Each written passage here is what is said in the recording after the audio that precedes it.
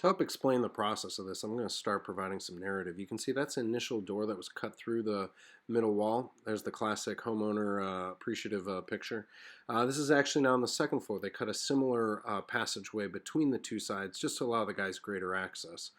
What we've done both on the from the basement first and second floors, we've built these 2x6 temporary walls that are basically now assuming all the support of the home, while we're able to then remove the load-bearing wall of the home in anticipation of bringing in the steel structure that'll eventually hold the whole home in place. So you can see the guys continue to kind of remove that wall in its entirety.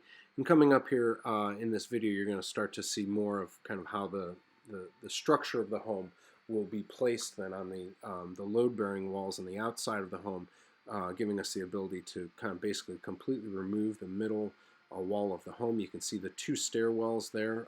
We lived on the closer side of the screen while we had tenants that lived on the other side, and really opening up the home both on the basement, first and second floors, to really be just one large room, as you'll see as we continue to go through these videos in time lapse. So I hope you guys are enjoying this. You'll see these guys patch up the floor, and you'll also notice that at the end of every day, place is clean. Very much appreciated.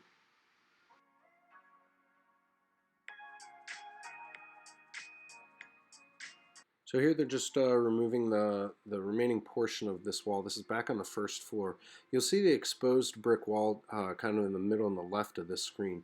That actually is was our original dining room, and that wall, portion of that will be torn down. We're going to salvage those bricks and rebuild it so that we can have a pass-through door between the dining room, formal dining room if you will, and into what will be a clean-up prep kitchen.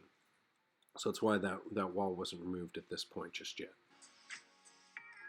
So now that you have an idea of the amount of material that's coming out of the house, you're going to start to see here steel come into the home. We obviously saw the steel in the back portion of the home, the big beam being put in, but that's actually just the beginning of the steel. You can see the guys lifting in, it looked like 4 beams there, and those are starting to go into the basement because we're going to have to support the entire building as we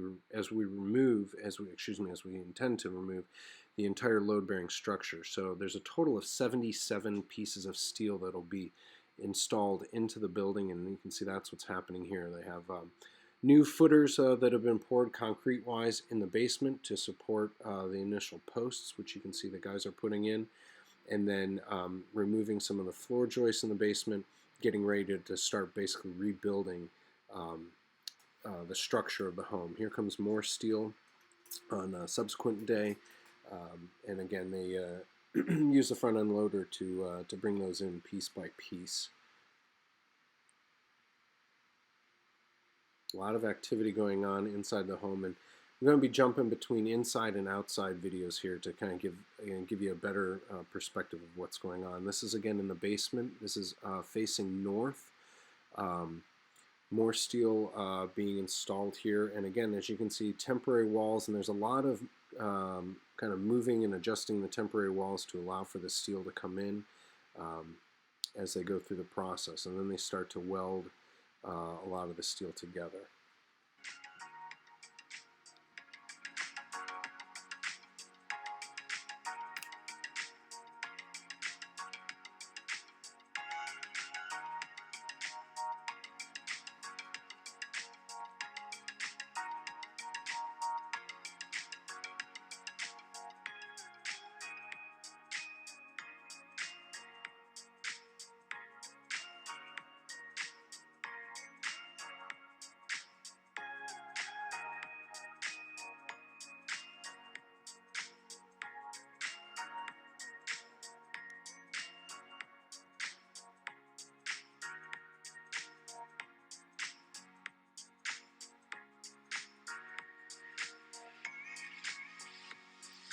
One aspect that keeps this project moving along is our weekly Saturday morning at 8 o'clock meetings. You can see that's our team, the Urban Ranch Living, which is composed of myself, Crystal, Jim and Jay, and then Benson and Chuck with B7.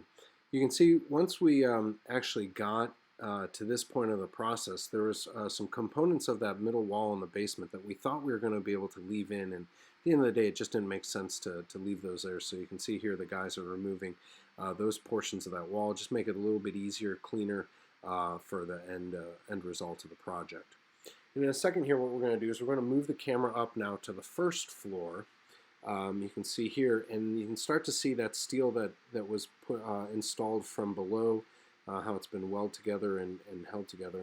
And what's happening now is we're actually getting ready to put in some tube steel that'll support posts that will further steel beams will sit on to support the second and third floor. A lot of activity, and boy, did these guys move fast.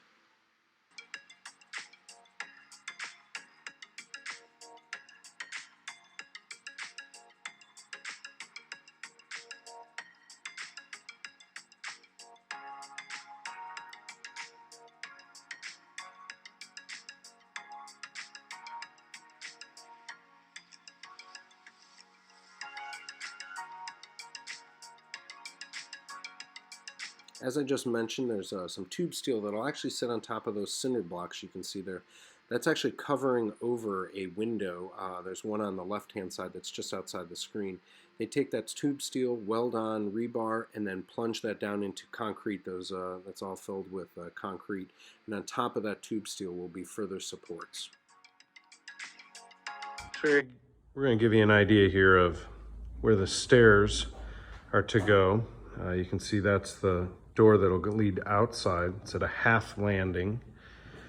Stairs are going to go where these boards are covering right now, so that they're able to install two large steel beams to help support the floor structure and ultimately remove these temporary load-bearing walls that we have in place. You can see there's one of our time-lapse cameras. So there will be a steel beam that'll be installed tomorrow or on Thursday that'll go along where that piece of wood is. This window will be covered, and that steel beam will sit on a post that'll be resting on top of. There's a piece of steel, it's hard to see that, but there's a piece of steel now there, and a matching one over on the other side right here. So stairs will have a landing, the elevator will go here, and then you can see the other set of stairs will be removed eventually. Those won't be there anymore. But now we're standing in the cavity. It's a 4-story cavity technically right now, including the basement. You can see it's pretty impressively big, kind of crazy. And that, where that blue insulation, ventilation foam, I should say, that'll become a dormer, a new dormer cut into the rooftop with windows above, right in that spot there. So you can see the second and third floor all the way up there. It's a pretty big hole. All right, hopefully that explains a little bit more, and more to come. Thanks for watching.